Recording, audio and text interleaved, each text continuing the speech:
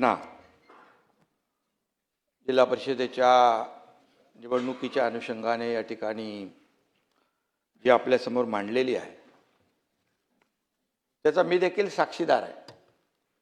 कारण ही निवडणूक प्रक्रिया जेव्हा सुरू झाली नव्हे, जेव्हा याची तारीख जाहीर झाली त्यावेळेस मला शंभूराज देसाई यांनी फोन केला होता।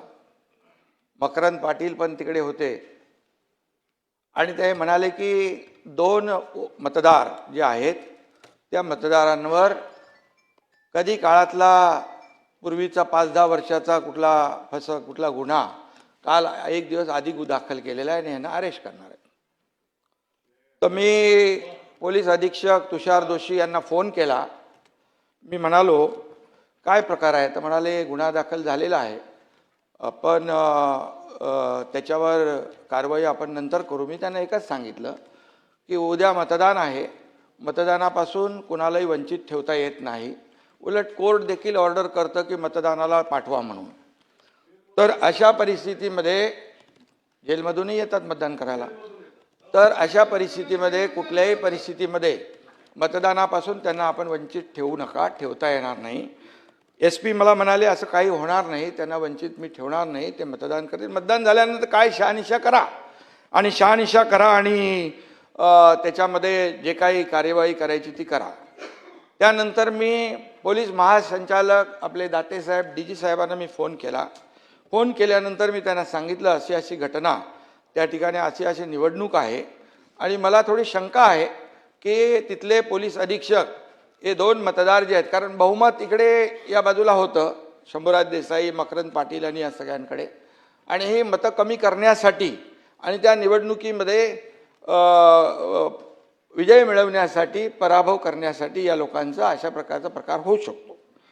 तर DGनी त्यांना फोन केला आणि DG मला म्हणाले, मी त्यांना फोन केला आहे, मी तुषार दोशी यांच्याकडे खात्री देखील केली की मला DG साहेबांचा फोन आलेला आहे आणि मी कुठल्याही परिस्थितीमध्ये अशा प्रकारचं याला मतदानापासून आमचे लोक थांबवणार नाहीत। मी त्यांना सांगितलं तुमचे लोक तिकडे गेटवर थांबलेले आहेत अशी आमच्या लोकांनी माहिती दिलेली आहे, तर तुम्ही त्यांना सूचना द्या, इन्स्ट्रक्शन द्या की मतदान झाल्यानंतर तुम्हाला जी काही कार्यवाही करायची ती करू शकता तुम्ही, परंतु मतदानापासून वंचित ठेवणं हा गुन्हा आहे आणि मतदानापासून वंचित ठेवणं हा लोकशाहीचा खून आहे आणि लोकशाहीचा गळा घोटण्याचं काम बिलकुल करू नका, अशा प्रकारचं मी त्यांना सांगितलं। ते बोलले असं काही होणार नाही। परंतु त्यानंतर मीडियामध्ये देखील मी पाहिलं, शंभूराज देसाईने स्वतः सांगितलं, म्हणजे मंत्री का गेले तिथे?